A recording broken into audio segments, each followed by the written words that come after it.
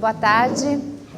Espero que todo mundo já tenha dormido o que precisava, para agora estar acordado, né?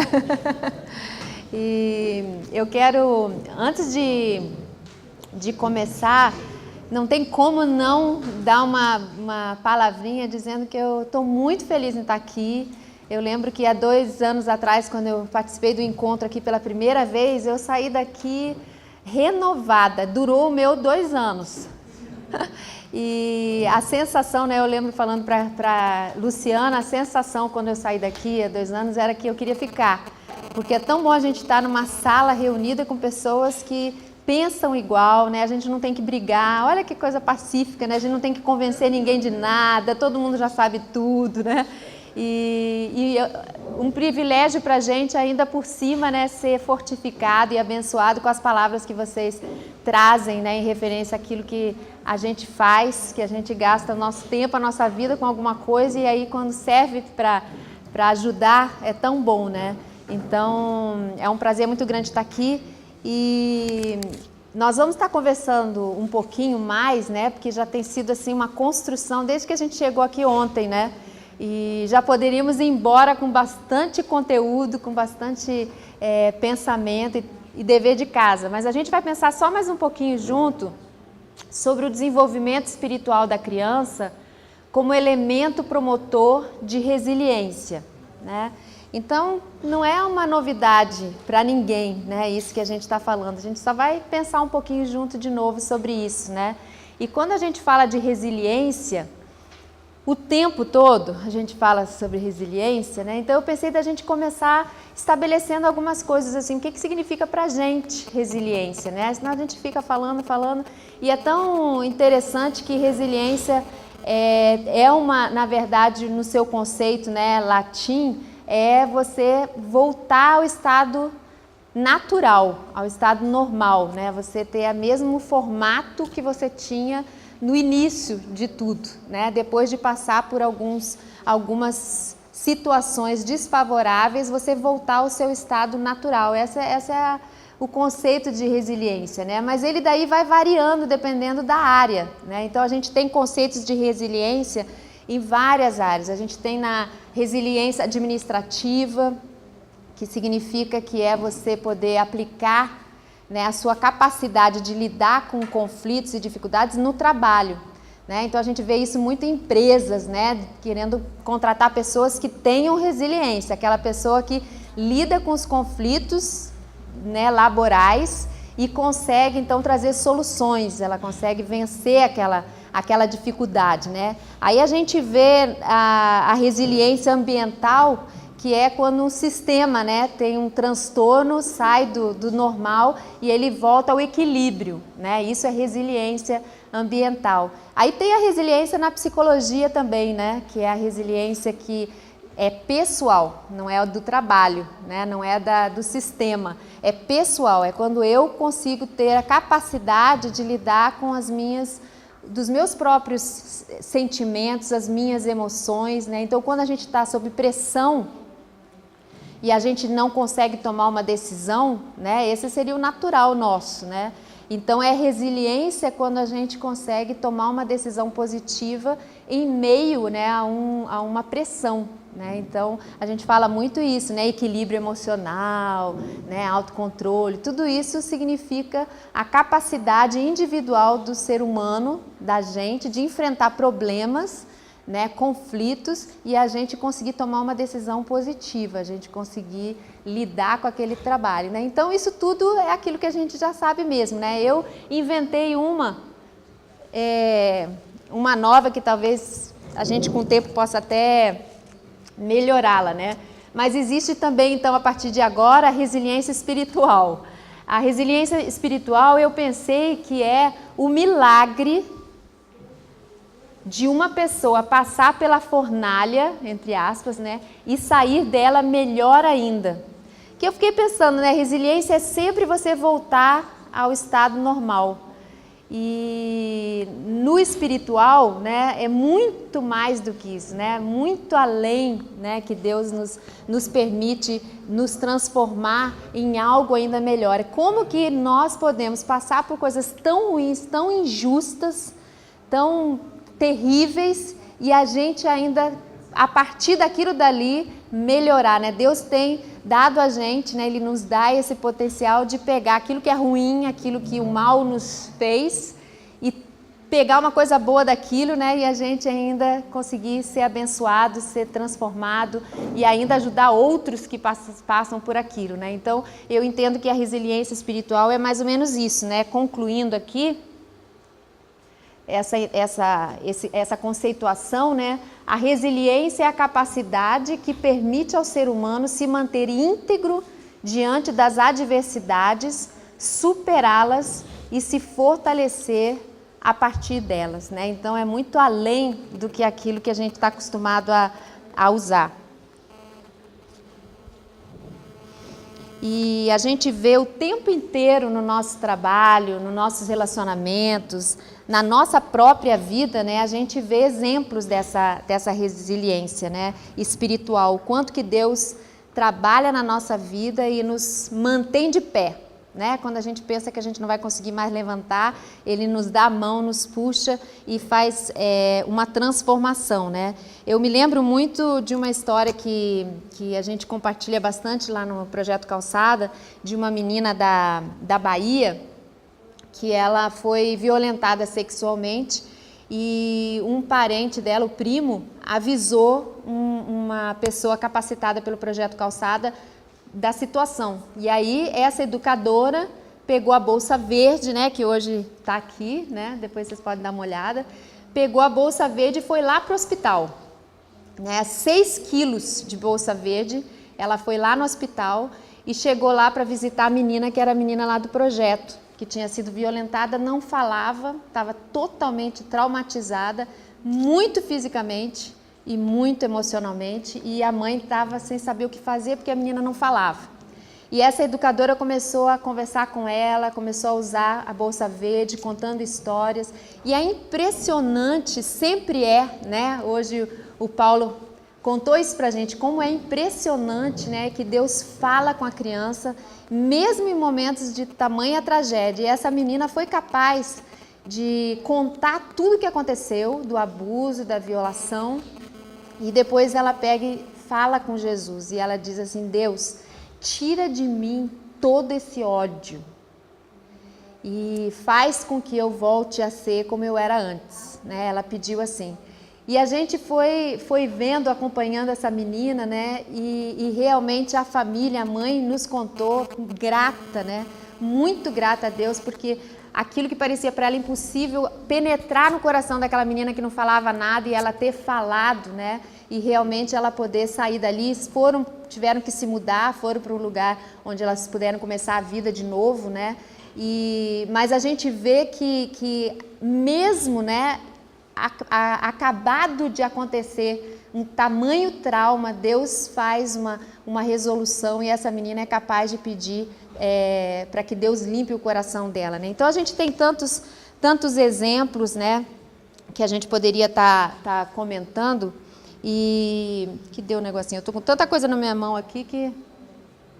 O que eu acho interessante, sabe, quando a gente pensa em resiliência, é ver o quanto que pessoas que não são evangélicas falam pra gente, gritam pra gente, né?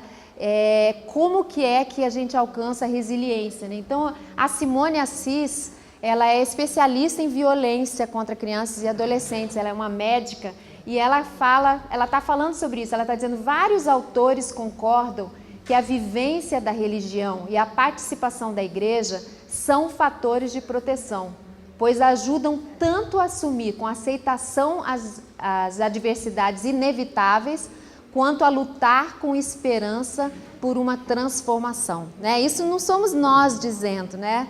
Isso já é o mundo lá fora dizendo. Eu tinha um projeto com crianças e adolescentes em situação de rua, lá na minha igreja, e por 14 anos eu trabalhei nesse projeto, e o juiz da vara da infância, o Dr. Ciro Darlan, que hoje é desembargador, ele era apaixonado pelo nosso projeto, e ele era uma referência no Rio de Janeiro, porque ele dizia assim, ó, vocês sabem a resposta, vocês têm a receita, vocês sabem o que muda muda o coração dessas crianças. Não tem evasão, as crianças se transformam. Ele estava acostumado a ver as nossas crianças indo e voltando, e de repente elas sumiram. E aí, quando ele via que estava lá, ele entendia, né? Eu encontrei com ele há alguns meses, não, ano passado, na verdade, já passou esse tempo todo. E aí a gente almoçou junto e ele disse assim, olha, vocês pecam, vocês igreja, porque vocês sabem a resposta, vocês sabem o que muda o coração das crianças e dos adolescentes e vocês não fazem o suficiente. E ele, assim, não tem nada de religioso não, né? Deu aquela bronca mesmo, aquela bronca que o amigo de Jesus recebeu, né? Na história, que estava impedindo as crianças. Então, isso aí é uma pessoa do lado de lá, né? Do lado de lá, que não é cristão como nós, mas já enxerga a verdade, né?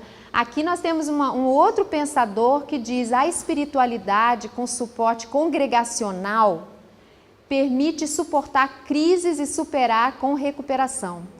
Na confiança na presença divina, é possível até crescer com a adversidade, sentindo que não tem somente a força dos homens, mas uma força superior. Você pensa que é um pastor que escreveu, né? Um teólogo. Não, olha quem escreveu, foi o Hein Gluspoon. Foi professor na PUC.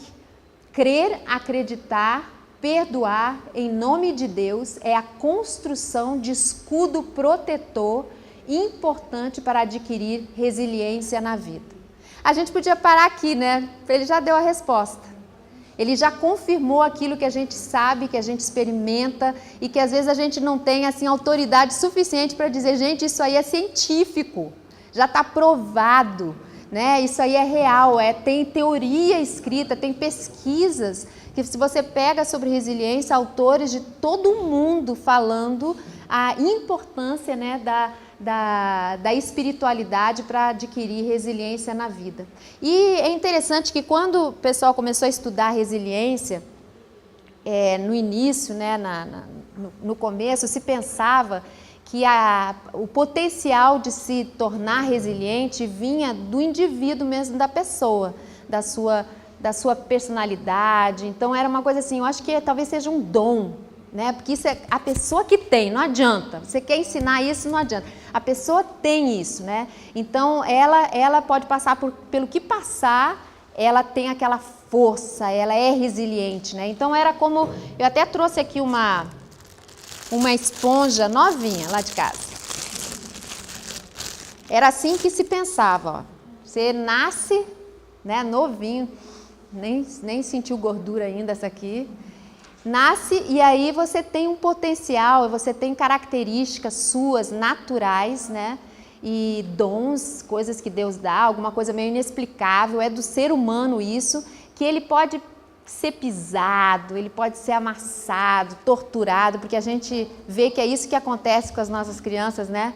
Ou mesmo às vezes a gente já passou por isso, né? E aí depois que está bem machucadinho, vem outro, pisa mais um pouquinho, né?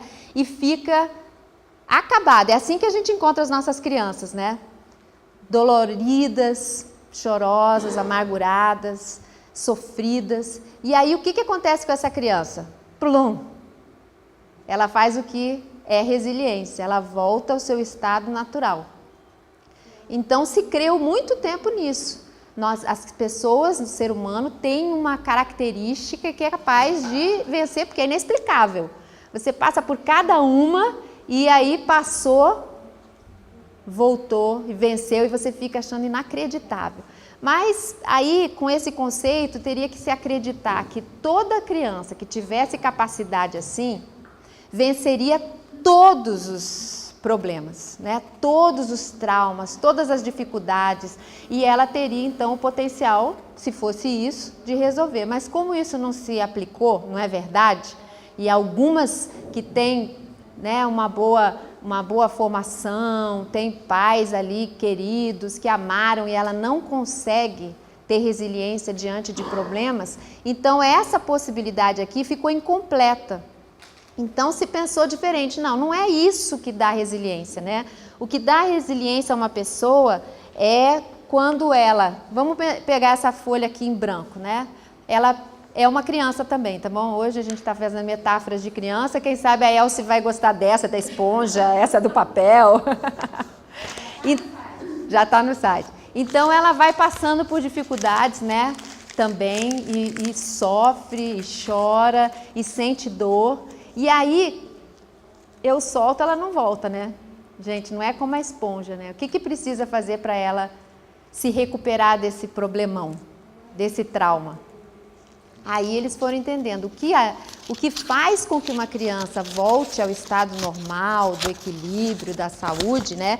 É quando ela é ajudada a voltar. Então eu posso ficar aqui, né? Dependendo dos meus recursos, eu posso ficar um tempão aqui arrumando, eu posso alisar, eu posso passar, posso dar uma umidificadinha para passar. E aí eu posso ver talvez, né, o original. Às vezes não, às vezes fica marca, né?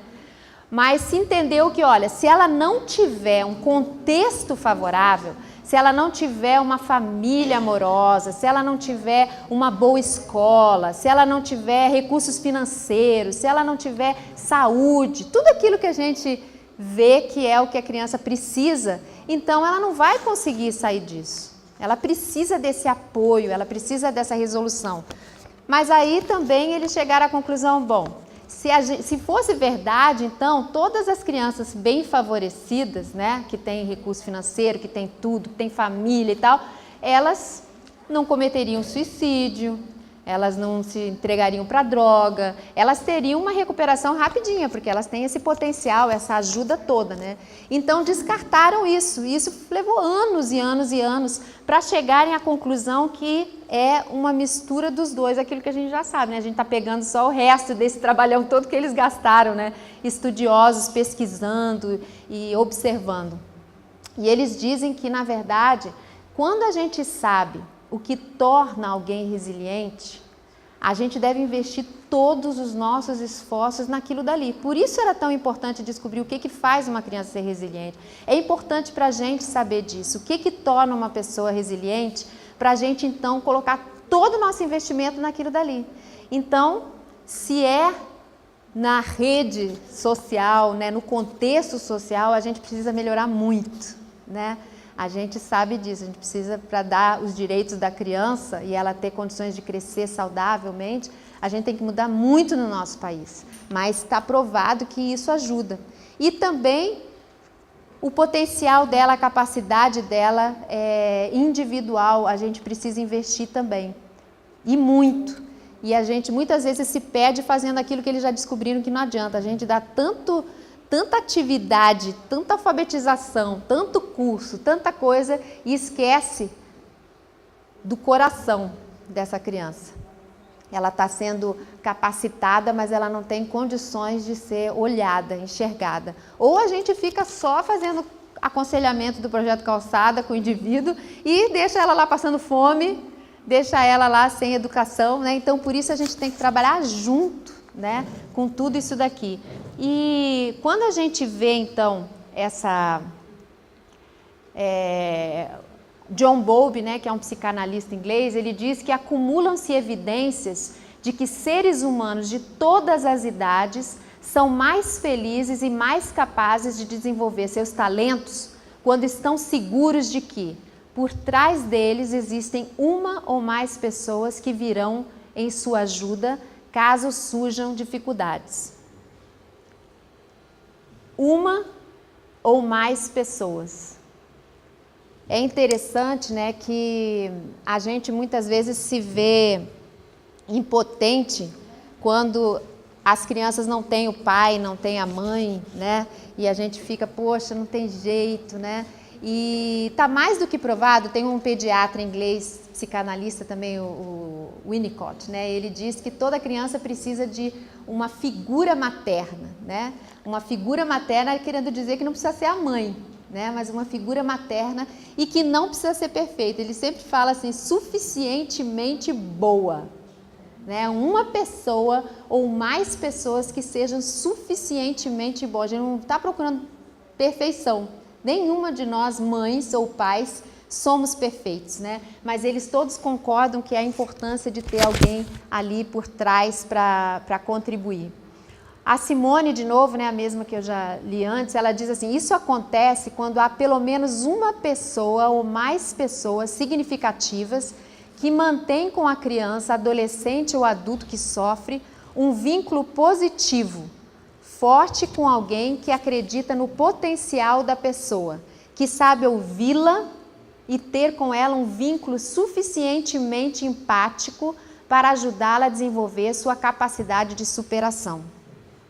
Então, a gente tem alguns autores que eles falam o seguinte, tem 2 autores que eles concordam entre si, então eu fiz um resumo do que eles entendem como os fatores que produz resiliência, que é o nosso tema aqui, né? O que é a origem da resiliência?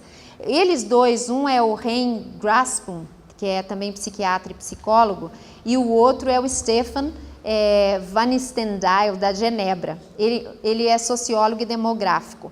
Eles pensam muito parecido, então eu peguei o resumo do que eles falam. Eles dão para a gente 4 fatores que provocam, que promovem a resiliência. O primeiro deles é a rede de apoio social, que é isso que a Simone está falando aqui. Se a gente promove, né, em todas as áreas que a criança precisa das necessidades, né, que vai promover aceitação, segurança, companhia, valor, importância, todas essas características elas vão ser adquiridas a partir dessa rede, né, disso que a gente está falando aqui, que é o contexto. E o interessante, né, que eles não pensaram nisso quando eles propuseram esse fator, mas isso é exatamente o que a gente faz, né? A gente, que é igreja na vida das crianças, é exatamente essa a nossa provisão para elas, né? É uma rede de relacionamentos que seja com um ou mais, em que a criança encontra um lugar de aceitação, a criança encontra um lugar onde ela é amada. E muitas vezes a igreja foge disso e fica esperando que a escola faça, né? Que o hospital faça, que o Estado faça, né? Mas a gente tem um lugar muito importante nessa produção de resiliência. Interessante que eles também falam de um título, né? Hoje a gente usa educador, aí a gente começa a pensar que talvez facilitador, né? O Paulo usou bastante essa palavra de facilitador, que é aquele, Elce também, né? Não é aquele que vai ensinar, é aquele que só facilita mesmo o pensamento, o crescimento, e eles colocam uma visão de um outro título, que é tutor de resiliência. Tutor de resiliência é um termo que a gente poderia usar porque é exatamente o que a gente é, né? Eu não sei se vocês alguma vez tiveram a experiência de ter tutor, eu já tive tutor por uns 2 anos, e é muito, né, a cara de um facilitador, né, que vai promover mesmo o teu crescimento, o teu próprio desenvolvimento, sem estar te dando o caminho todo fácil, né? Então, olha só o que eles dizem que é. Um tutor de resiliência, a gente podia começar já essa nova profissão, né? Agora eu sou tutor de resiliência, porque é aquele que aceita incondicionalmente a pessoa que está numa situação dolorosa, é aquele que promove nela a confiança, a segurança e a esperança de que é possível superar a dificuldade, que vale a pena lutar, pode encontrar outra forma de lidar com o problema e até achar um sentido, um motivo para melhorar. Então, isso são acadêmicos que estão dizendo, né, que a criança precisa da ajuda de um tutor de resiliência, né, que vai promover tudo isso. Eu acho que é o que a gente tenta fazer, né, nos nossos projetos, nas nossas igrejas, aceitar incondicionalmente. Mas aí a gente olha a realidade, a gente vê que a gente não aceita, né? A gente só seleciona aquele que é sujinho, vamos deixar lá para outra pessoa cuidar. Aquele que tem uns jeitinhos assim, né? Não, esse aí tá meio esquisito, deixa outro cuidar. Então a gente não aceita incondicionalmente, mas acho que essa deve ser a nossa busca de nos tornarmos verdadeiros tutores de resiliência. Então, quando vocês veem essa figura aqui que a gente tem na história bíblica, que é o pastor procurando pela ovelha, é exatamente o trabalho do tutor de resiliência, né? Ele está mostrando para a ovelha que está perdida, que não sabe o que vai acontecer e talvez esteja machucada, né? Como as nossas crianças. Estão talvez com frio, com fome, chorando, se sentindo abandonado, né? Tristes.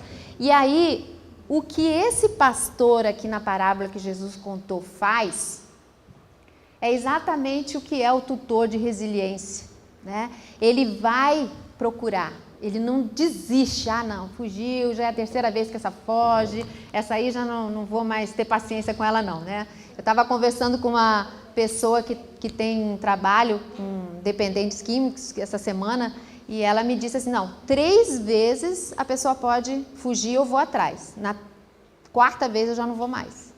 Né, já desisto. Eu não sei, né, quantas vezes essa ovelhinha podia ter se perdido, mas o que essa história conta é que não há desistência, né? Jesus assim é com a gente, né, e nós somos a ovelha. Mas nesse caso aqui o pastor vai atrás e quando ele acha essa ovelha, ele dá um senso de pertencimento a essa ovelha, né? Poxa, o meu pastor me encontrou. Ele me cuidou de mim, ele me protegeu, ele me segurou no colo, ele me levou de volta para casa, né? E tudo isso daqui que Jesus está ensinando para a gente, né? Ele está dizendo que ele é como esse pastor, certo? E nós somos o quê? Aqui?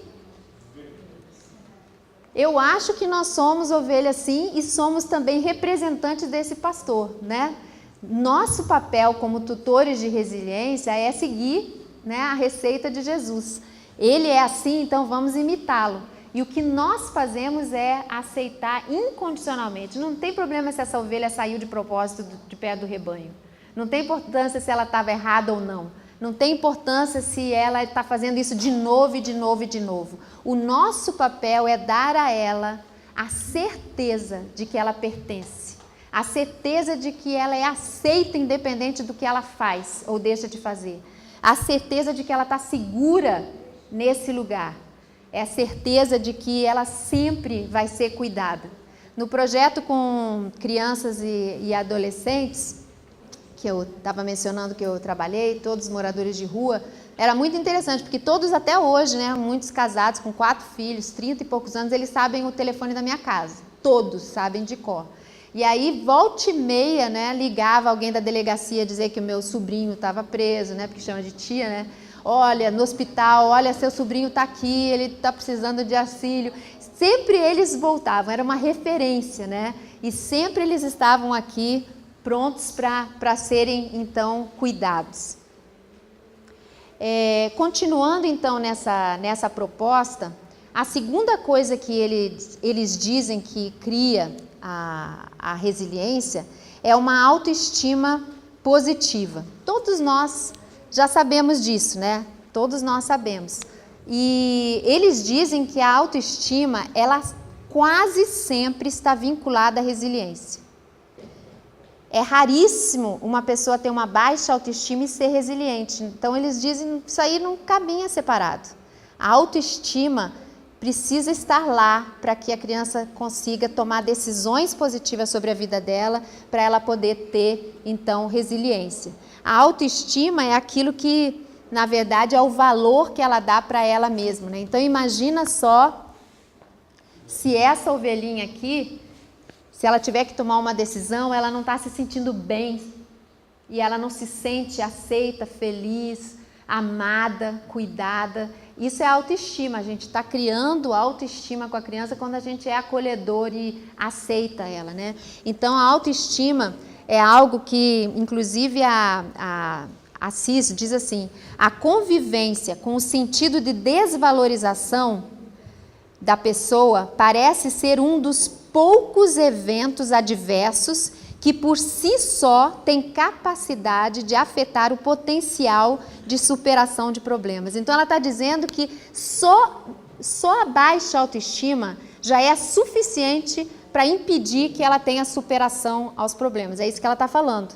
Então veja a importância da autoestima, né? Algo que na verdade a gente está promovendo sempre quando a gente está seguindo o exemplo de Jesus. Se a gente olhar a história do filho pródigo, né, que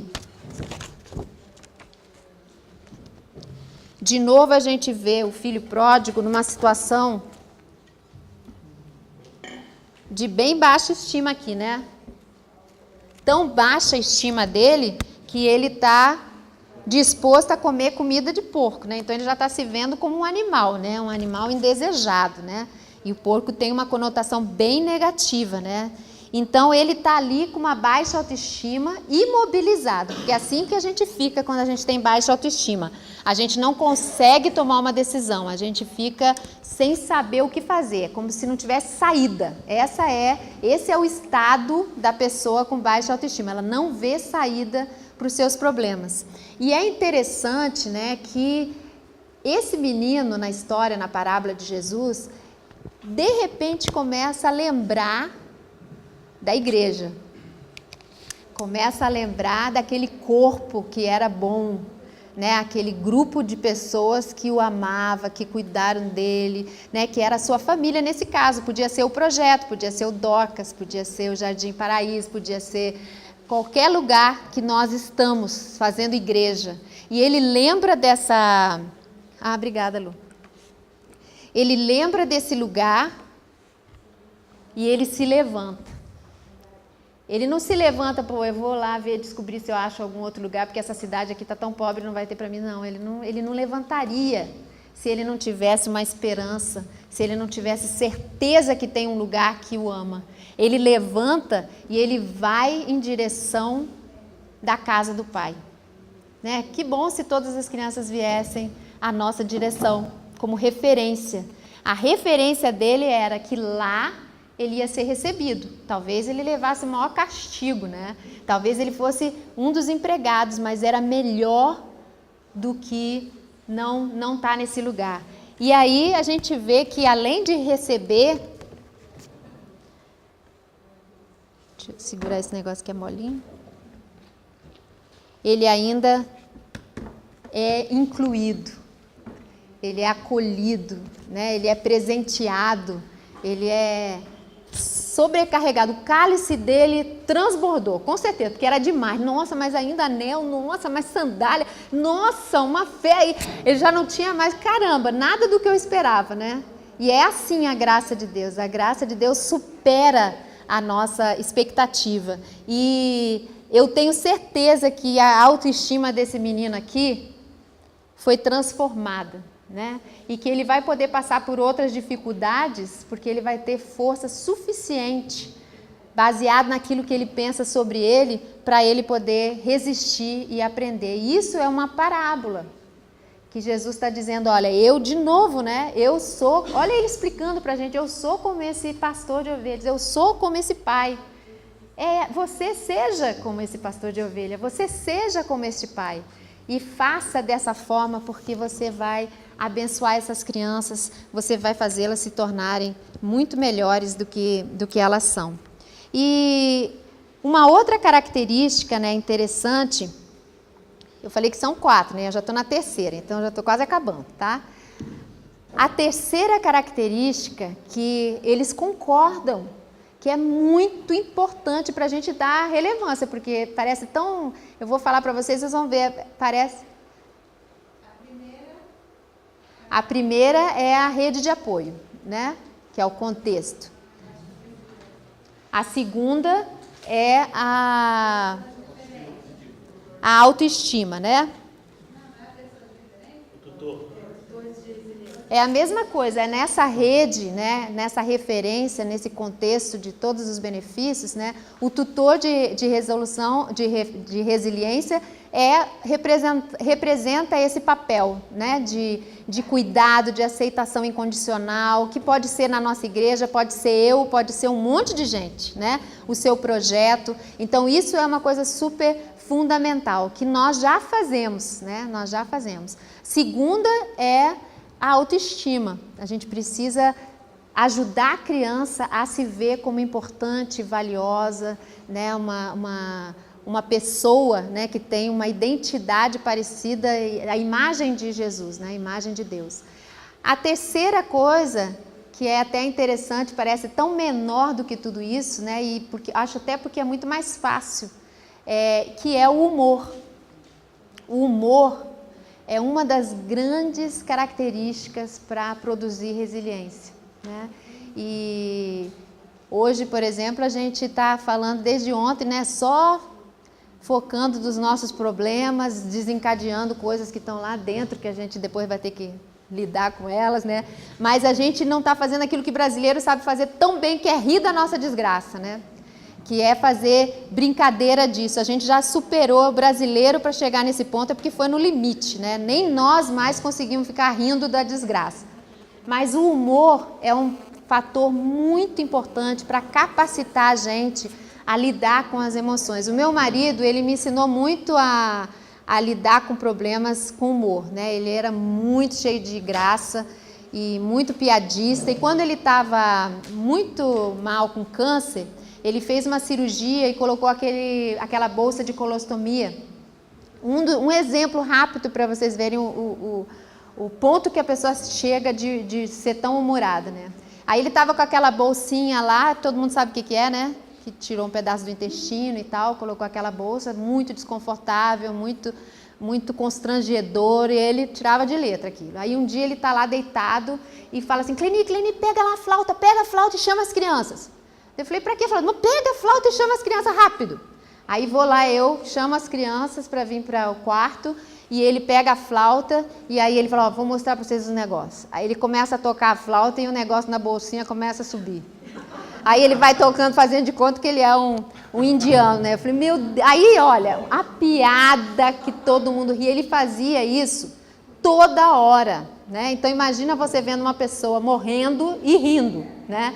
Mas ele era muito engraçado e conseguia tornar a vida e os seus problemas que vêm, né, de uma forma leve, né? A gente tinha consciência de que a coisa era grave, mas a gente também podia rir daqueles momentos. Mas uma coisa que a gente não sabe é que ter humor não significa ter habilidade de contar piada, de fazer graça, né?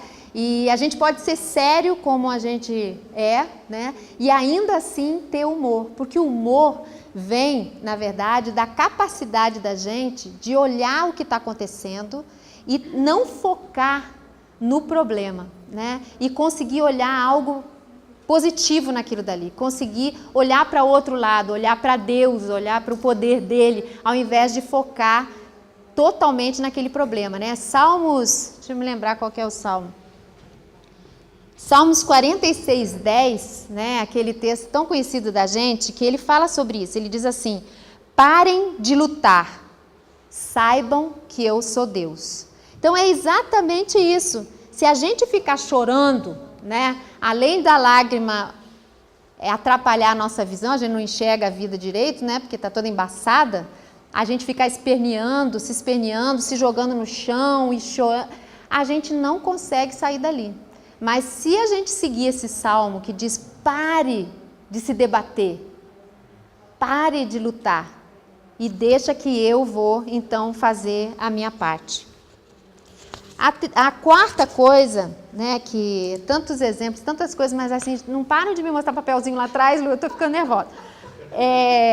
E você ainda tem que falar alguma coisa para a gente aqui para nos ajudar. A quarta coisa, que é super interessante, que esses teóricos dizem, gente, olha só qual é o quarto fator para produzir resiliência: sentido da vida. Isso é palavra deles, hein? Não adulterei nenhum acento. Vinculado à vida espiritual e à fé. Eles acham que a gente não pode fazer a vida espiritual nos outros 3 fatores: a rede de apoio, o humor e qual que era o outro? A autoestima. Eles separaram a vida espiritual desses outros 3. Só que nós bem sabemos, como eu estou mostrando, né? A nossa linha de espiritualidade está em tudo isso, né? Então nós estamos acertando assim, cheio, 100%. Porque aí o restinho que tinha, os 25% que faltava, é justamente a gente. Eles descreveram a gente aqui. É levar a criança a ter esperança e a querer o seu próprio bem físico e emocional. Quando você tem um sentido de vida, quando você tem um propósito, quando você descobre, né, o sentido para você, você então pode começar a sonhar, você pode começar a fazer projetos de vida, você pode começar a querer estudar. Vocês devem ver isso nas suas crianças. Quando você alcança o coração delas, elas se dispõem a aprender, a estudar, a se vestir melhor, a querer uma profissão. Essa é, na verdade, a consequência de você ter produzido uma resiliência naquela criança. E eu queria desculpa, só um segundinho para dizer que a gente não deve pensar que o resultado de resiliência sempre é positivo, sabe? Eu preciso que vocês entendam isso. Nem sempre alguém ter resiliência quer dizer que agora ela está se comportando bonitinha, olha que linda, olha quanta resiliência. Não, muitas vezes resiliência apresenta para a gente negativamente. Eu tenho um filho de hoje 36 anos que eu conheci com 10 anos, ele morava nas ruas, uma tragédia, não dá para contar a vida dele, né? Mas o que ele fez quando ele achou que estavam abusando dele demais?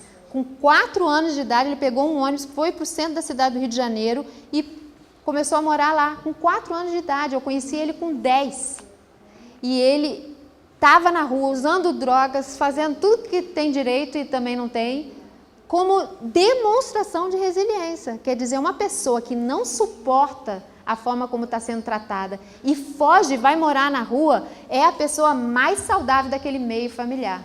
Então, a resiliência, às vezes, vai apresentar para a gente de uma forma negativa, aquela criança agressiva que não quer fazer aquilo.